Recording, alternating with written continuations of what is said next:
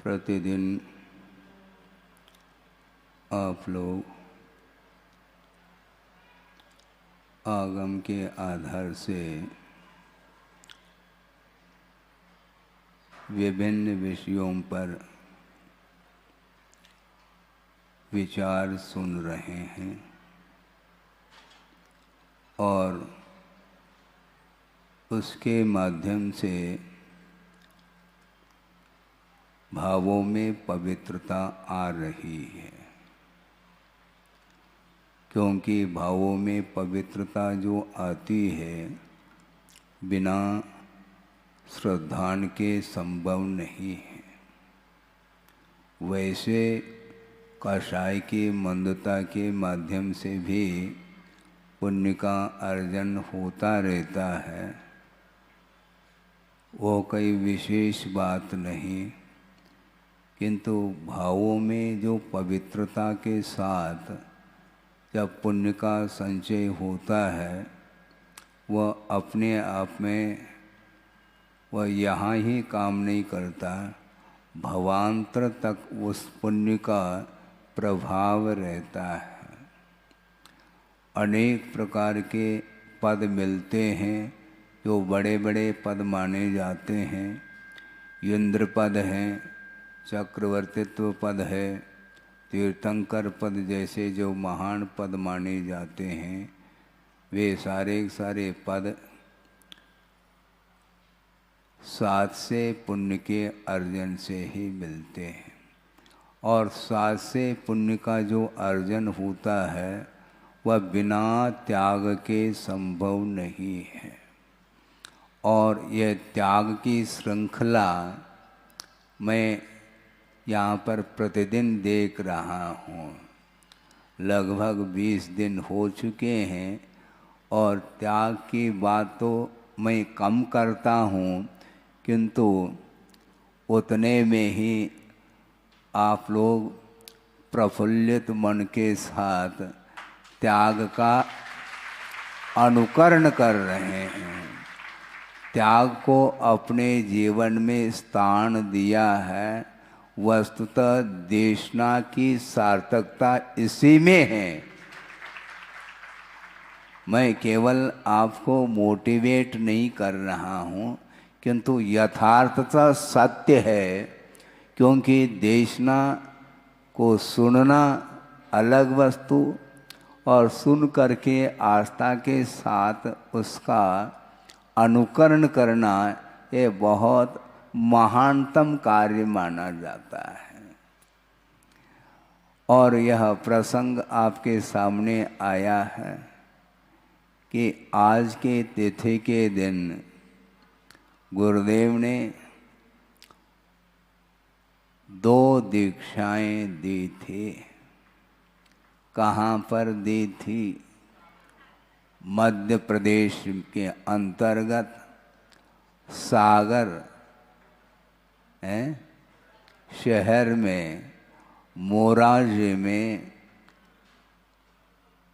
निर्यापक श्रमण योग सागर जी और निर्यापक श्रमण नियम सागर जी को दीक्षित किया था।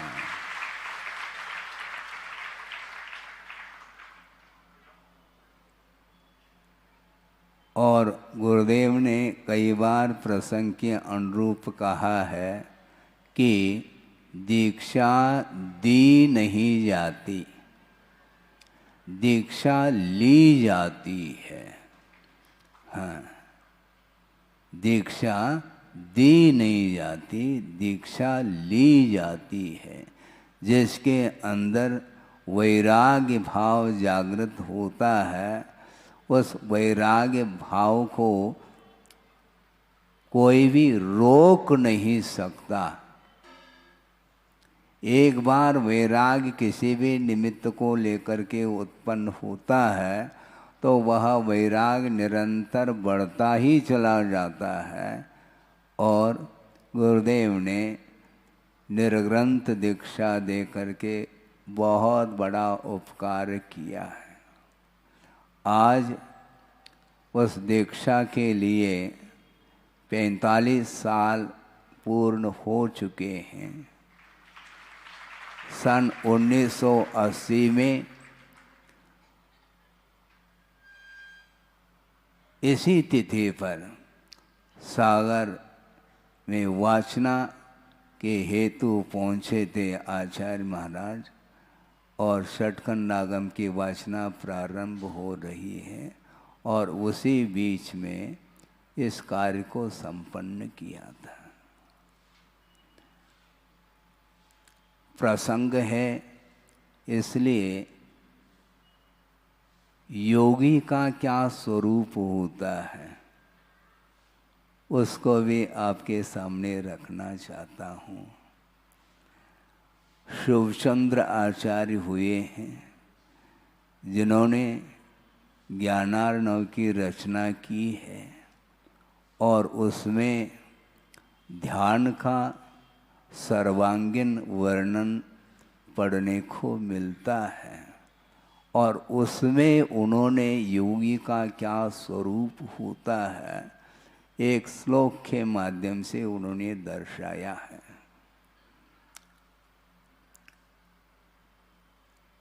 वह ये है, एकः पूजाम रचयति नरः।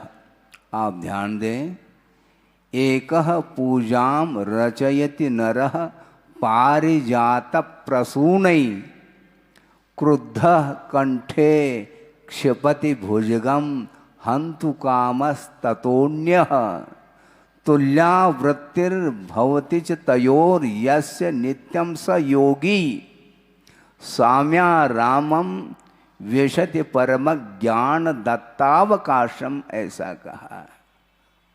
संस्कृत में श्लोक है, बहुत भाव भरे हुए हैं इसमें। एक व्यक्ति आया है जो पूजन करने के उद्देश्य को लेकर के आया है। पारिजात फूलों के द्वारा उन्होंने पूजा की है, और एक व्यक्ति वह आया है क्रुद्ध होता हुआ, गले में वह सर्प को डालने के लिए आया है। एक कंठे क्षिपति भुजगम हंतु कामः ततोऽन्यः क्रुद्ध सन, क्रुद्ध होता हुआ और गले में वह हंतु काम सन, मारने के उद्देश्य से वह सर्प को डाल रहा है, किंतु तुल्यावृत्ति भवति तयोः, उन दोनों व्यक्तियों की प्रति तुल्य वृत्ति अर्थात समान दृष्टि रखने वाले जो होते हैं वे ही योगी माने जाते हैं। और साम्य भाव के फल स्वरूप वह कहाँ पर प्रवेश करते हैं योगी? साम्या रामम विशति, समता रूपी आराम अर्थात बगीचे में प्रवेश कर रहे हैं वो योगी, जहाँ पर ज्ञान दत्तावकाशम कहा, परम ज्ञान दत्तावकाशम, जहाँ पर उत्कृष्ट केवल ज्ञान ने अवकाश दिया है, ऐसे साम्य भाव में प्रवेश करने वाले योगी होते हैं। इस श्लोक को इसलिए रखा कि 40-45 साल हो गए हैं योग सागर जी के लिए, निरंतर वो साधना करते हैं, और उनका जो नाम रखा था आचार्य महाराज ने वह सार्थक सिद्ध होता।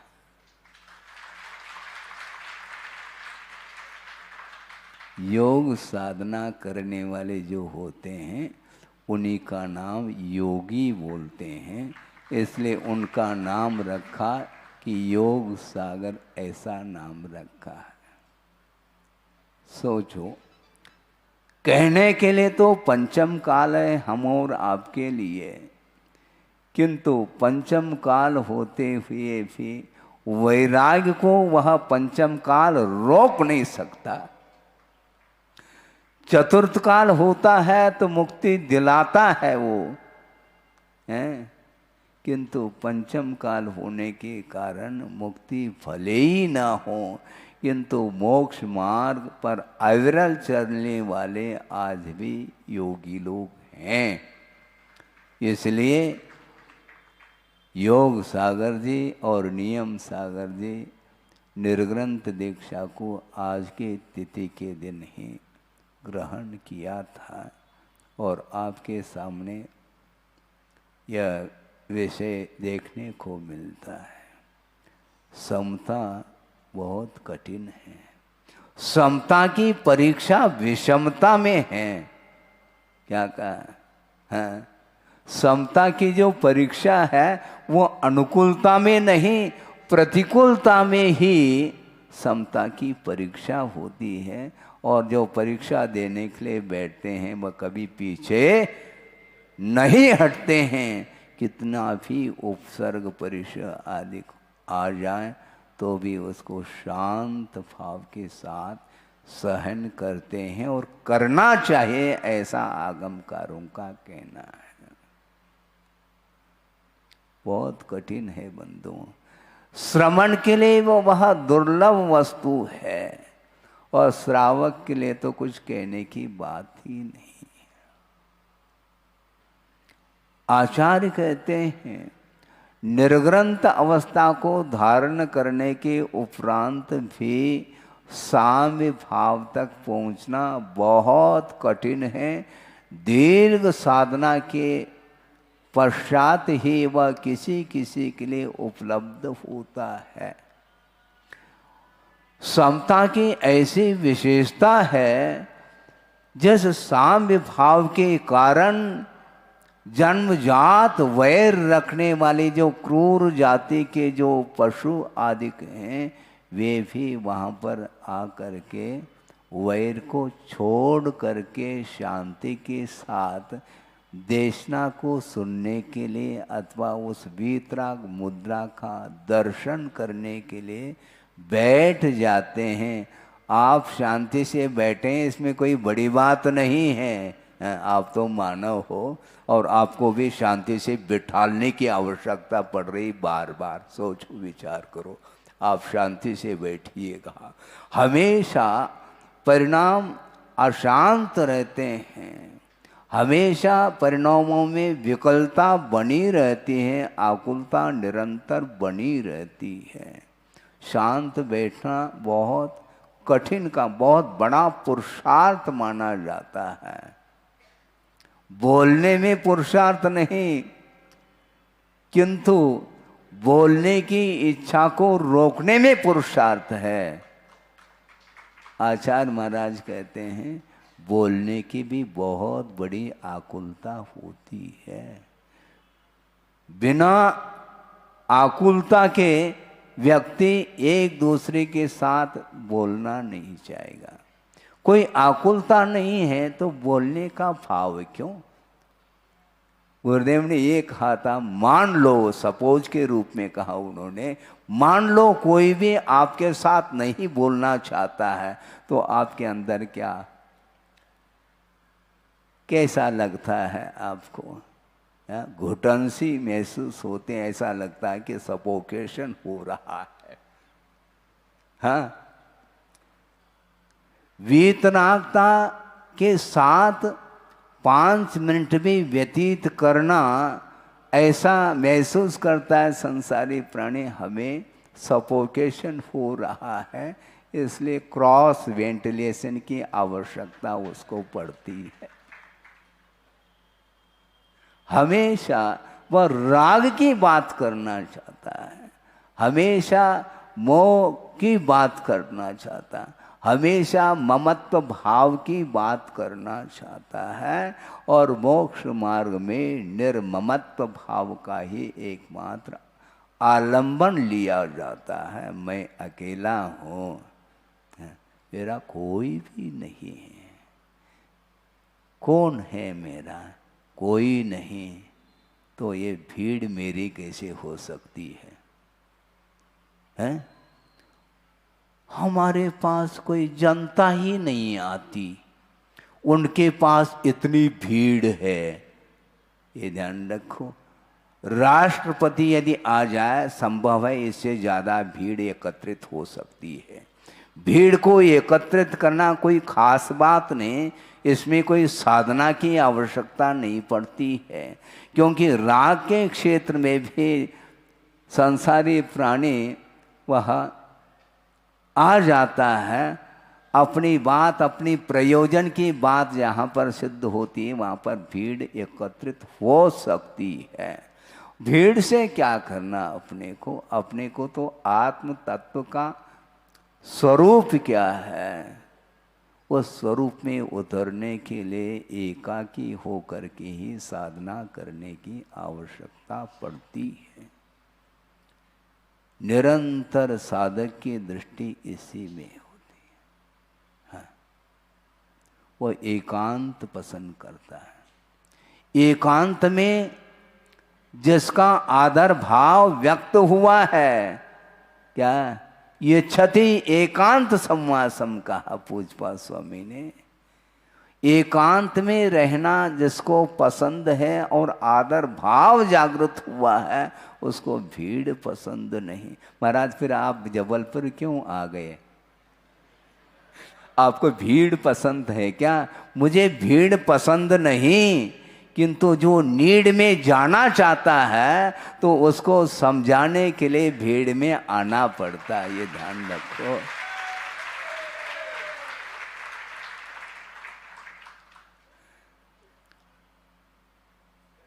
जो देशना को सुनकर के वह आत्म कल्याण करने के उद्देश्य को लेकर के जो रह रहा है, तो आचार्य कहते हैं उनके घर तक भी मुझे जाना है।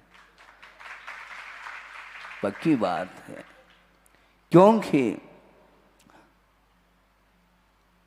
संबोधन की बड़ी आवश्यकता है और संबोधन के माध्यम से ही वस्तुतः मोटिवेट हो सकता है और कुछ नहीं। वैसे आप मोटे हो, हमें आपका वेट बढ़ रहा है और मैं मोटिवेट करने के लिए यहाँ पर नहीं बैठा हूँ, किंतु मोटापा कम हो जाए तो ज़्यादा अच्छा है। हाँ, इसीलिए वस्तुतः बहुत कठिन काम है। गुरुदेव ने बुंदेलखंड में आकर के कितने चातुर्मास किए, 2, 4, 6 चातुर्मास शायद अन्यत्र होंगे, बाकी सारे के सारे चातुर्मास बुंदेलखंड में, और वो भी शहर में नहीं किया, ये ध्यान रखो। जबलपुर में किया है ना महाराज, मड़िया जी में किया है, आउट ऑफ सिटी, सिटी के बीच में नहीं। भले हम अभी आए हैं, ये बात अलग है। यदि मान लो कोई विशेष बात होती है तो एक्सेप्शन भी अपने पास है। इसका अर्थ क्या समझ रहे हैं आप महाराज? आप कर लोगे क्या? ध्यान रखो, अभी बोलो नहीं, अभी तो सुनो। अभी तो देशना दी जा रही है, अभी ये नाश्ता पानी है, भोजन के लिए अभी टाइम है। क्यों? इसमें तो आप लोगों को क्षोभ बहुत बढ़ जाता है, पता नहीं, आशय को बहुत जल्दी समझ लेते हैं, जबकि प्रवचन के आशय को तो कम समझ पाते हैं। होता ऐसा ही है। इसीलिए हमें भीड़ पसंद नहीं, किंतु आचार्य कहते हैं तुम्हारा तो कल्याण एकांत में रह करके हो जाएगा, किंतु जो राग के क्षेत्र में बैठा हुआ है उसको संबोधित करने के लिए राग के क्षेत्र में तुम्हें भी जाना होगा, क्योंकि वो आ नहीं पाएंगे।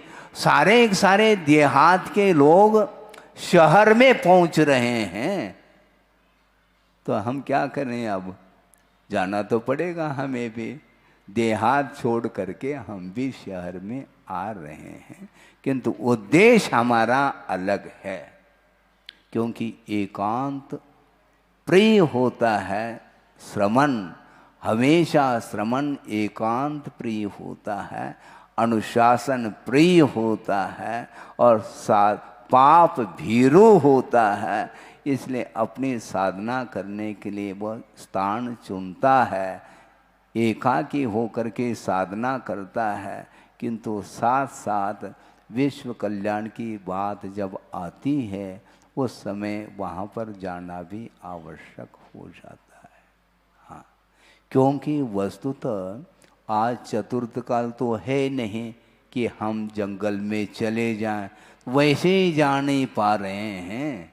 और विशेष जो ध्यान जिसको बोलते हैं शुक्ल ध्यान आदि, वो आज वर्तमान में जब संभव नहीं है तो कम से कम धर्म ध्यान की दृष्टि से आपका भी धर्म ध्यान हो जाए और अपनी दुकान अच्छी चले, इस उद्देश्य से भीड़ में आने में हमारे लिए कोई नुकसान नहीं है।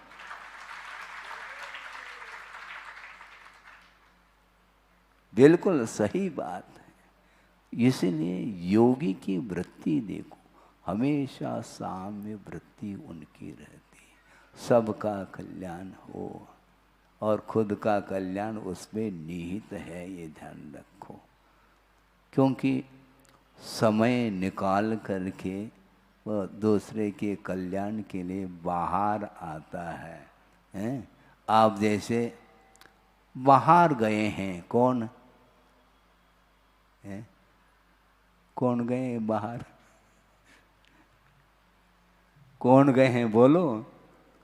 छोटा बच्चा नहीं, बालक नहीं, किंतु पालक। पालक का अर्थ क्या? पालक की सब्जी नहीं, ध्यान रखो। पालक का अर्थ कौन होता है? पिता होता है। और वो बाहर जाते हैं आप लोग खरीदी के लिए, है ना?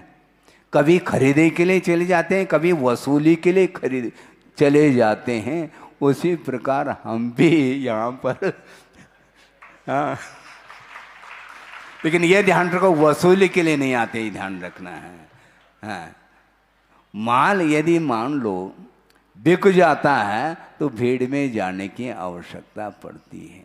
दुकान तो अपनी जगह लगा लेते हैं आप लोग, किंतु कभी मेले में दुकान को लेकर के चले जाते हैं। उसी प्रकार कभी हम एकांत स्थान में रहते हैं, कभी अपनी दुकान को जबलपुर लेकर के भी जाना पड़ता है।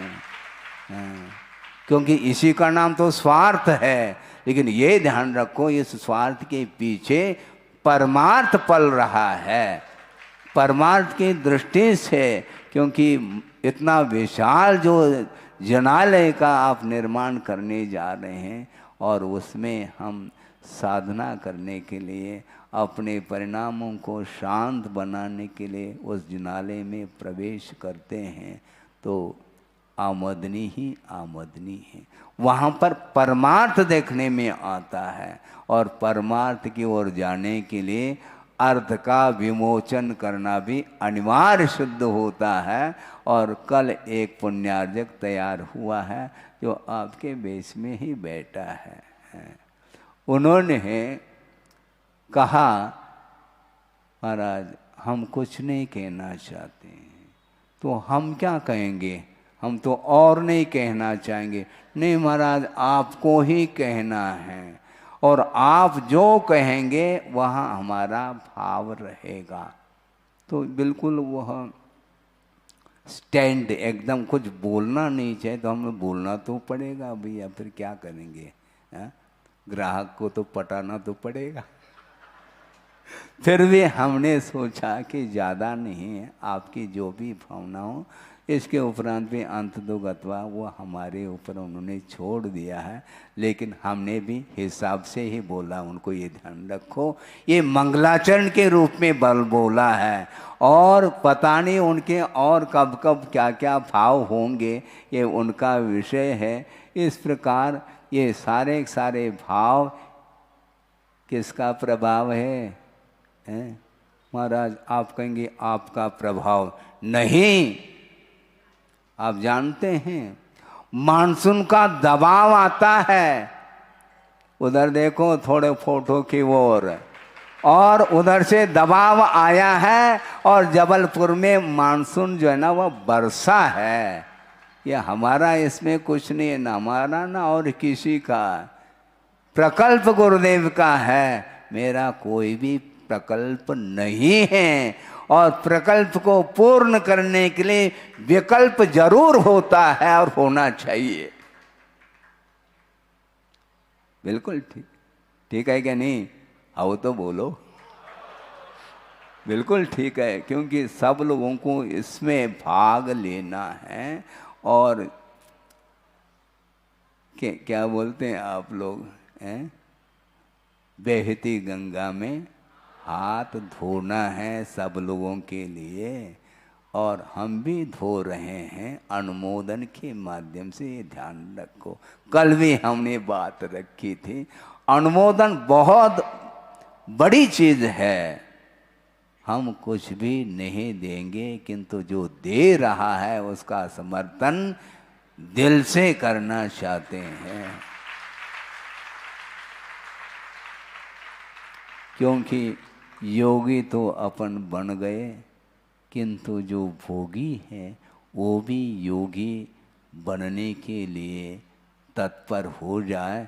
और योगी बनने के लिए भोग सामग्री के प्रति जो लगाव है उसको धीरे धीरे धीरे परसेंटेज में, हाँ, बार बार आपको आग्रह किया जा रहा था नागपुर वालों को, तो हमने भी सोचा कोई बाधा नहीं, परसेंटेज ही सही, क्योंकि बूंद बूंद से घट भरता है ना। हाँ, ये अपने को घड़ा भरना है, क्या बात हो गई, हाँ? घड़ा भरना है, धीरे धीरे घड़ा भर जाता है, भरेगा वो। तो हम ये कहना चाहते हैं कि साम्य भाव में प्रवेश करने वाला योगी हुआ करता है, उनको किसी से भी कोई प्रयोजन नहीं है। बहुत ये विडंबना है कि दो मिथ्या दृष्टि है, आप ध्यान से सुनेंगे, दो मिथ्या दृष्टि है और दोनों में जमीन आसमान का अंतर देखने को आपको मिलेगा। महाराज कैसे मिलेगा? सुनो, थोड़ा सा धैर्य रखो। एक मिथ्या दृष्टि मुनि के ऊपर उपसर्ग करने के लिए तत्पर है और एक मिथ्या दृष्टि मुनि बनने के लिए तत्पर है। मुनि कौन बनता है? सम्यक दृष्टि कौन बनता है? जो पहले से सम्यक दृष्टि है तो उसको क्या बनाना है हमें, जो मिथ्या दृष्टि है उसको धर्म श्रवण कराने की बात आगम में आगमकारों ने कहा है। धर्म श्रवण कराओ, हाँ, पतित जीवन को ही पावन बनाया जाता है। जिसका जीवन पावनमय हो चुका है उसकी कोई चिंता हमें नहीं है, किंतु जो पावन बनना चाहता है तो उसके लिए बार बार बार बार समय निकाल करके कर्तव्य का पालन करते हुए उसके कल्याण की बात की जाती है और करना चाहिए। साम्य भाव उसको बोलते हैं, जिस साम्य भाव के माध्यम से केवल ज्ञान उत्पन्न होता है। ज्ञान दत्तावकाशम,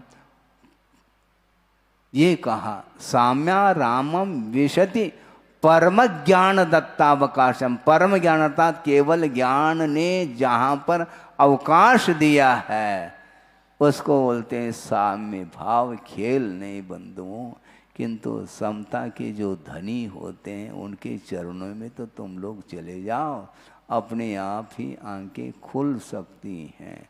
इसके उपरांत भी जिसकी आंखें नहीं खुलती हैं तो उसके लिए ज़्यादा हम चिंता व्यक्त नहीं कर सकते।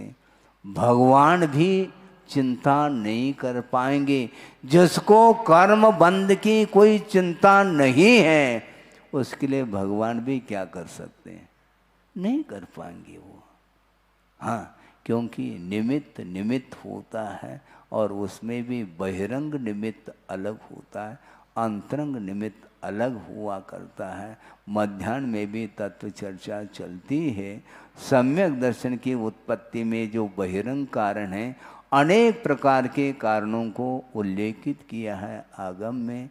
जिसमें धर्म श्रवण भी एक कारण माना जाता है, बहिरंग कारण, जिसके माध्यम से सम्यक की उत्पत्ति होती है। किंतु वह धर्म श्रवण बहिरंग कारण माना है, नियामक नहीं है कि उसके माध्यम से सम्यक दर्शन उत्पन्न ही हो।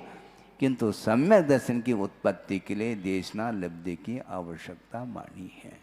इसलिए हम ज़्यादा नहीं कहना चाहते हैं कि भीतर के जो भाव है वो भीग जाए तो निश्चित रूप से कल्याण हो सकता है।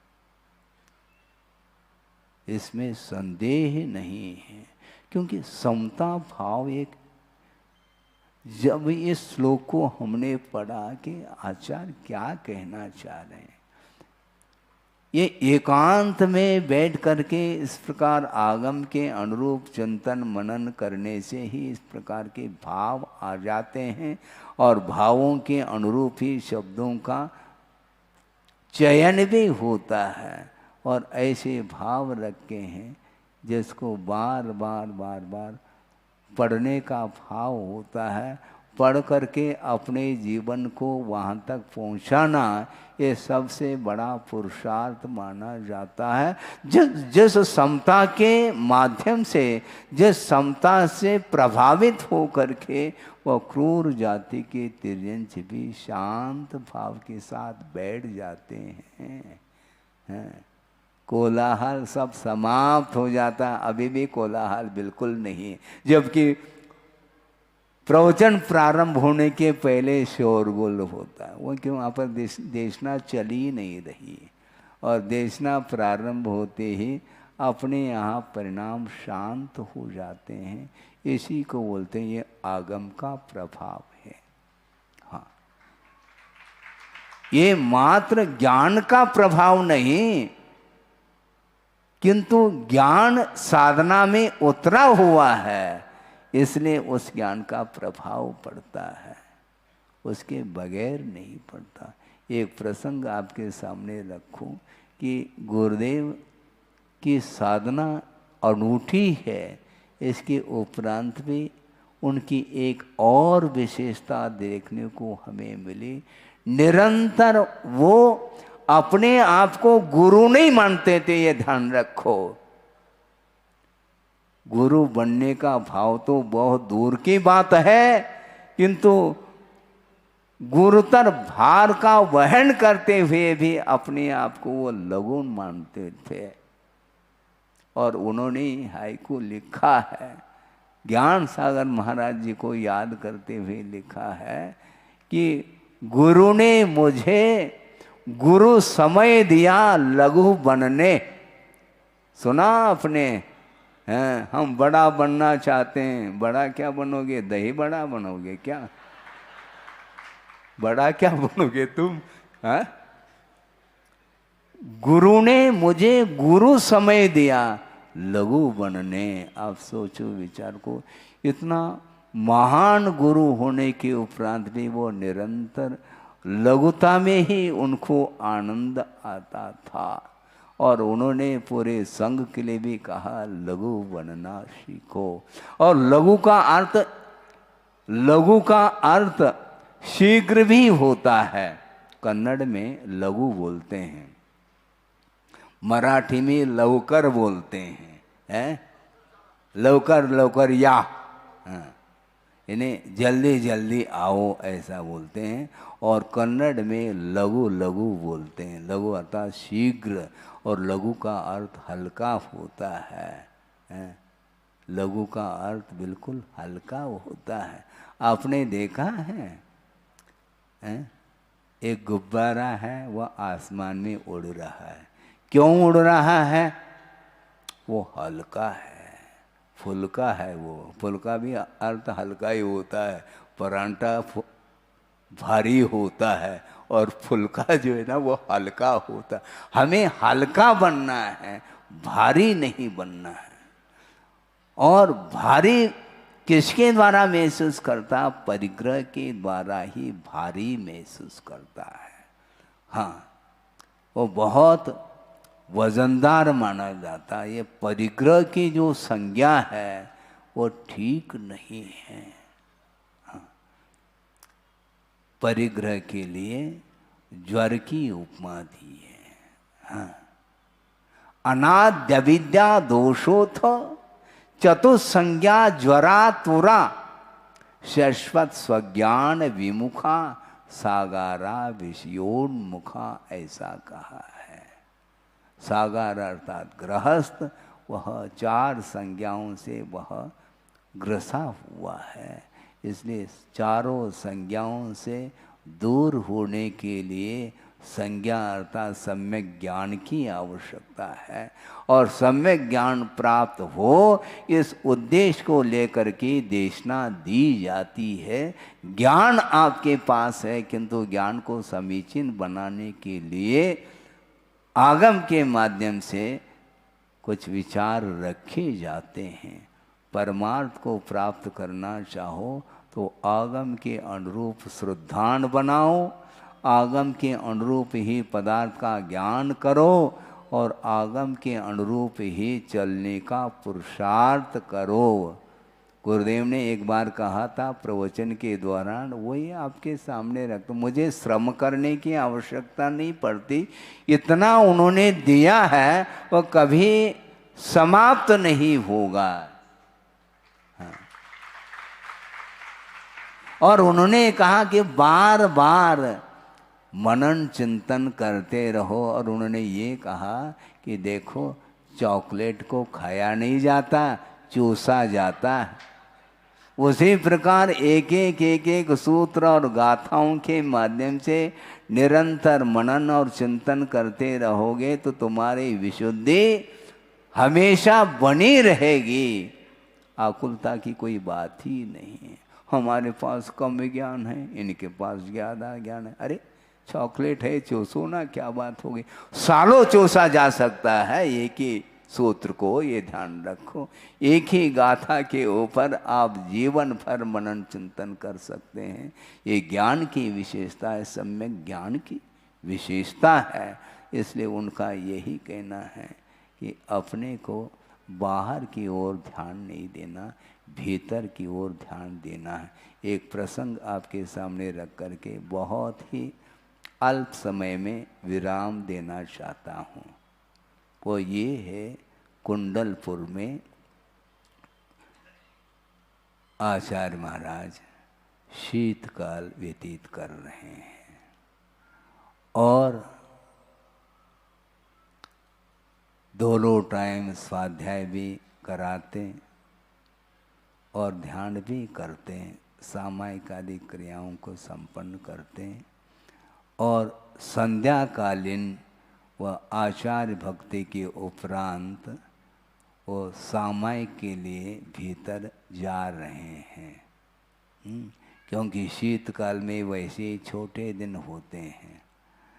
और भीतर पहुँचे हैं और एक श्रावक ने देखा कि शीत लहर चल रही है, इसलिए दरवाजे को बंद करना चाहिए।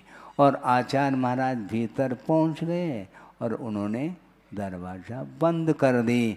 इतने में बाहर के एक सज्जन आए जो यात्री थे और उन्होंने सोचा कि अब दरवाज़ा बंद अभी अभी किया गया ऐसा लगता है, क्योंकि सामायिक करने के लिए पहुँचे हैं, अभी तो आचार्य भक्ति हुई है, तो निश्चित रूप से मेरे लिए दर्शन हो सकते हैं। और भीतर जाना चाहा और दरवाज़ा उन्होंने खोल दी और भीतर अंधेरा है, कुछ दिखाई नहीं दे रहा है और दर्शन जरूर करना है। अब क्या किया जाए, तो उन्होंने टॉर्च निकाली और जल्दी में उन्होंने टॉर्च ऑन किया, लेकिन उसका मुख अपनी ओर था, तो स्वयं ही प्रकाशित हो गए। तो गुरुदेव को मुस्कान आ गया। उन्होंने सोचा कि देखो उसमें उन्होंने सोचा बहुत अच्छा काम किया, क्योंकि अभी तक दूसरे के ऊपर आप टॉर्च मारते थे, अपने आप के ऊपर आपने टॉर्च मारा है, तो इसमें बहुत अच्छा शुभ लक्षण है। इसी को बोलते हैं अंतर्दृष्टि। अपने आप के ऊपर आप टॉर्च मारने का प्रयास करिएगा। ज्ञान का जो सदुपयोग है वह आत्म तत्व को प्राप्त करने के लिए होना है, न कि दूसरे को समझाने के लिए। समझाना हानिकारक नहीं, किंतु समझाते हुए भी स्वयं हम समझ रहे हैं क्या नहीं, इस ओर भी ध्यान देने की आवश्यकता है। उनको हंसी आ गई आचार्य महाराज को कि बहुत अच्छा, कम से कम अपनी ओर तो टॉर्च उन्होंने मार ली। इसी प्रकार आपके पास ज्ञान रूपी टॉर्च है, तो अपने आत्म तत्व को थोड़ा सा देखने का प्रयास करो, कहीं वह टॉर्च डिस्चार्ज न हो जाए, उसके पहले पहले ही होना चाहिए। क्योंकि ज्ञान कभी भी लुप्त हो सकता है, ज्ञान के ऊपर बहुत जल्दी आवरण आता है, ये ध्यान रखो। पर्याप्त ज्ञान प्राप्त करने के उपरांत भी मान लो अवसान हो गया और पुनः वह संयोग से मनुष्य बन गया मान लो, तो पुनः नर्सरी 1-2 करना पड़ेगा। बस्ता लाद करके रिक्शा में बैठ करके जाओ, पिटाई भी होगी, स्कूल क्यों नहीं जाता। ज्ञान था क्या नहीं, अच्छे अच्छे उन्होंने डिग्री हासिल की थी, इसके उपरांत भी वह ज्ञान समाप्त हो जाता। ज्ञान के ऊपर बहुत जल्दी आवरण आता है, और आवरण आने के बाद उसको अनावरण करना पड़ता है। जैसे संडे के दिन चित्र का अनावरण करते हैं आप लोग, और पुनः 5-6 दिन के लिए आवरण उसके ऊपर आ जाता है, पुनः संडे आते ही अनावरण करो। तो इस प्रकार ज्ञान के ऊपर मोह का आवरण बहुत जल्दी आ सकता है। आवरण आने के पहले ही जो निरावरण जो ज्ञान है, अर्थात सम्यक ज्ञान की अपेक्षा से हमने कहा कि मोह कर्म का आवरण जब हट जाता है, तो वह ज्ञान अपने आप को प्रकाशित करने की क्षमता रखता है, और ज्ञान को स्वपर प्रकाशी कहा है। इसलिए आपके पास भी सम्यक ज्ञान है, और उस सम्यक ज्ञान का उपयोग स्वयं के लिए भी और दूसरे के लिए भी करते हुए जीवन को व्यतीत करेंगे। निश्चित रूप से वह सम्यक ज्ञान केवल ज्ञान को प्राप्त करने के लिए कारण सिद्ध होगा। इस जल्दी से जल्दी वो सम्यक ज्ञान के लिए आप लोगों को भी केवल ज्ञान प्राप्त हो, भले मुझसे पहले हो जाए तो मुझे कोई टेंशन नहीं है, ध्यान रखो। आचार्य महाराज का कहना है आप जल्दी मुक्त हो जाओ, हाँ मैं बाद में हो जाऊं, क्योंकि और बहुत सारे लोगों को लेकर के आ जाऊं तो और अच्छा है। हमें कोई चिंता नहीं, पहले आपको मुक्ति मिले, किंतु संसार से मुक्ति मिलनी चाहिए। इसलिए सम्यक ज्ञान का सदुपयोग करते हुए हमें केवल ज्ञान रूपी ज्योति को प्रकट करना है। इस पवित्र भावना के साथ इस विषय को विराम दिया जाता है। अहिंसा परमो धर्म की जय।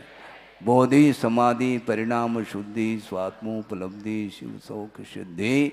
चिंतामणिम चिंतित वस्तुदाने त्वामंद मानस्य ममास्तु दे। परम पूज्य आचार्य गुरुवर श्री विद्यासागर जी महाराज की जय।